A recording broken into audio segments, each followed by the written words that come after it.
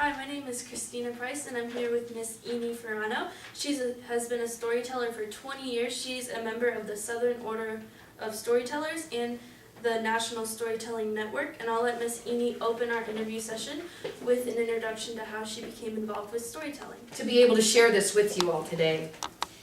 You know, when I'm with audiences, I tell them that it's very easy for them to remember my name. If they said, Eeny, meeny, miny, mo, I'm the first one, Miss Eni. And that always gets kids a little excited, that they can remember my name. And then they ask, how did you get interested in storytelling?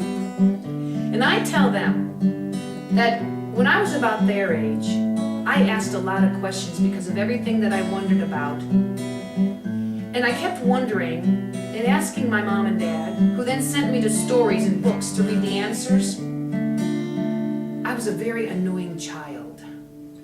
And as I pestered them, I wondered about so many different things. Well, now at my age, 84, I still wonder.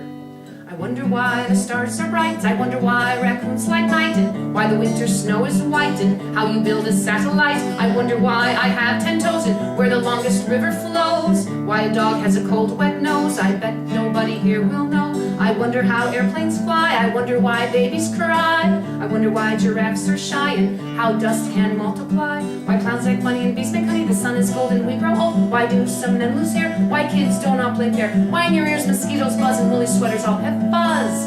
I wonder why. You wonder why. I'm telling you. It's because I have a story for you, and you can wonder if it's true.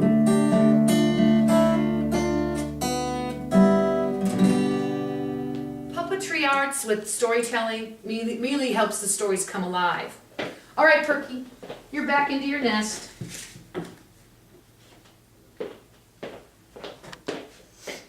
Here, this is another one of my favorite little workers. This is Stripes. Now, Stripes comes out to tell an Indian folklore tale.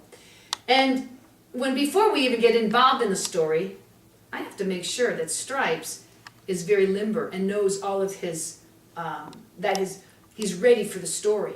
So he does things like his push-ups, and then he does his little pull-ups because he hangs during this one story. So he gets them really comfortable, and the kids count with me, involving them. A lot of it is participation in telling the stories. And then Stripes, I tell them that he's got to be down and work on his abs and do his little But while he works this story, the story I tell with Stripes is called Tiger Skin Rug. And I use a lot of multicultural folk tales that come from different countries. And to introduce them, I'll bring a prop or a puppet along.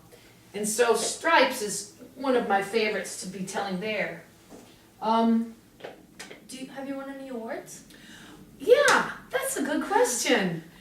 It's not usual that people win awards for storytelling, but we do have a storytelling contest that happens annually, nationally. And we submit our best work via videotape to the National Storytelling Network, and then that's kind of like our audition. Let me play for you the story that got me to be a finalist in 2003 for the National Storytelling Network. And I have to tell you, usually they'll give you an assignment. For example, your story has to be, in this case, in 2003, the requirements were under 5 minutes, animals, and under 5 minutes and animals. I think that was pretty much how they wrapped it up. So I'll tell you the story, 3 minutes, on what one made me a finalist in that genre, okay? Take it away. I start off this story, it's called Skunks. An Appalachian story. Comes from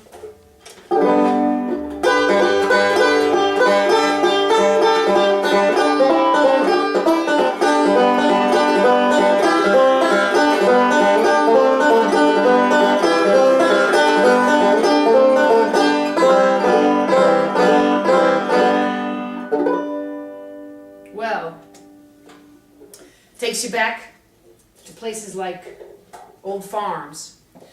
where this story comes to us about Mother Skunk. Now, Mother Skunk lived in the woods. She was called Mother Skunk, but it was kind of a misnomer because she never had babies.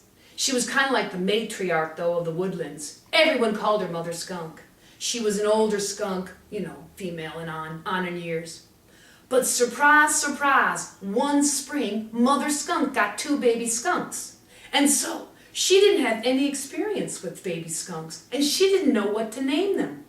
So Mother Skunk waited around for a couple days to see what the skunks were like, what the babies were doing, and then she could give them an appropriate name. Well, as the days went by, Mother Skunk saw that one skunk liked to stay in all the time and one baby skunk liked to go out. So Mother Skunk decided to name one in and one out. Well, out was the skunk that liked to stay out and in liked to be in, but sometimes out went out and in came in, but most of this time out stayed out and in went in. Now, one day, out and in went out, and Mother Skunk said, "Out? Come on in. Out and in, come in." Well, out came in without in. Mother Skunk said, "Out? Where's in? You can't come in, out without in. Go out, and bring in. So, out went out to find in. Well, out found in instantly, and then out and in came in. Mother Skunk said, "Out? Outstanding. How did you find in so quickly?" And out said, "In stinks." And that took the 2003 finals for the award of National Storytelling Network.